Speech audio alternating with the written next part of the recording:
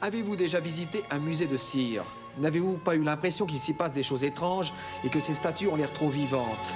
Et que comme vous passez soudain de la scène du couronnement, dont on 14 à une scène de décapitation particulièrement sanguinolente, n'avez-vous pas cru soudain que la petite fille aveugle au fond de la cour des miracles a bougé et qu'elle n'est plus tout à fait au même endroit?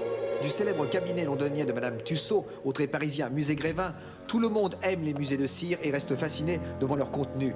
Dernier exemple en date, déjà disparu hélas, le musée des Martyrs de Paris, qui pendant trop peu de temps égaya de ses hurlements de suppliciés le quartier des Halles.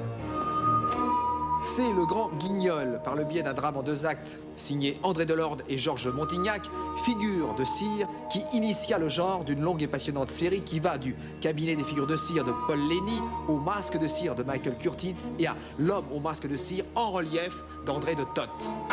Le masque de cire a été écrit par Lucio Fulci, Dario Argento et Daniele Stoppa. Il se réclame d'un récit de Gaston Leroux que l'on chercherait en vain dans la bibliographie du père de Rouletabille.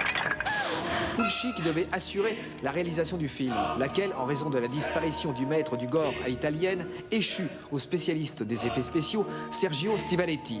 Collaborateur attitré de Lamberto Bava, Dario Argento et Michele Soavi, Stivaletti est loin d'être un débutant. On lui doit notamment les effets spéciaux de Phénoména, Démon 1, Démon 2, Opéra, Le Sanctuaire, La Secte, Della More della Morte et Le Syndrome de Stendhal. Robert Hossein succède à Lionel Atwill et à Vincent Price sans démériter. On se souvient qu'il fut jadis un excellent vampire de Düsseldorf. Mais suivez-nous maintenant dans les souterrains du musée de cire de l'inquiétant Boris Volkov, où se perpétuent de bien terribles forfaits.